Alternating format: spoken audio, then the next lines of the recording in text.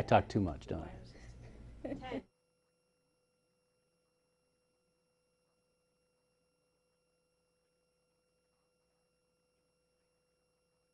And welcome back to Comcast Newsmakers. I'm Steve Swat, and my guest this segment is Sister Judy Illig, who is with the Wellspring Women's Center in Oak Park, Sacramento County. Thanks for being with us. Thank you very much, Steve, for having me. I'm sure a lot of people, a lot of our viewers aren't familiar with Wellspring, so tell us a little bit about it. Well, Wellspring Women's Center was founded in 1987 by two sisters of social service, Sister Catherine Connell and Sister Claire Graham. And they were both social workers, still are social workers here in Sacramento. And they were out walking one evening and someone approached them, and the long and short of that story is that they realized that there was a need in the Oak Park area for a hospitality center for women and children. And so they opened their doors, people began to come, and the center has grown from serving probably 20 to 25 women and children a day to now averaging 200 women and children every day. So you have really a drop-in center. Yes, it's a drop-in center.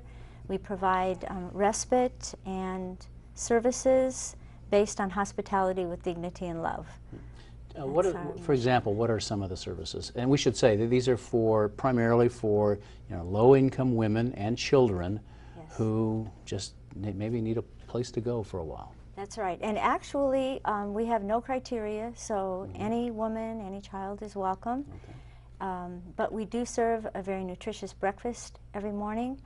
We have social workers who do a lot of assistance with the women in terms of helping them navigate systems that they need to navigate. Primarily government systems, you think? Right. Doing a lot of paperwork, making phone calls, helping them in those areas. We also do case management. Our social workers do a lot of that. And again, it's just a place for women to come, feel safe, feel comfortable. Many of the women will tell us that we are their family, that they don't have any other family in the area.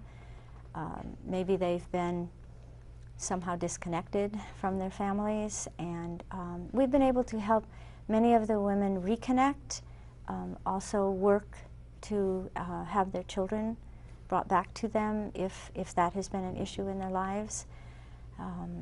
I noticed you have obviously a number of services, but one really sort of stands out, and it's maybe not a specific service, but I know you really try to give these women a boost in self-esteem. Yes. And that really goes to the sort of the heart of perhaps their problems. Yes, it does. And I think that's one of the main functions of our entire staff, is simply to be present to the women. Often people will ask me, what is your success rate? And I always say that for me, if one person every day knows somebody cares about them, that's success. And I think that's what we try to do at the center, is to let each person who comes through our doors know that they're important, they have worth, they have dignity, and we try to nurture that innate goodness and personal self-esteem. Now, we're obviously in economic difficulties in California and the nation, and I know nonprofits are being hurt and they're suffering.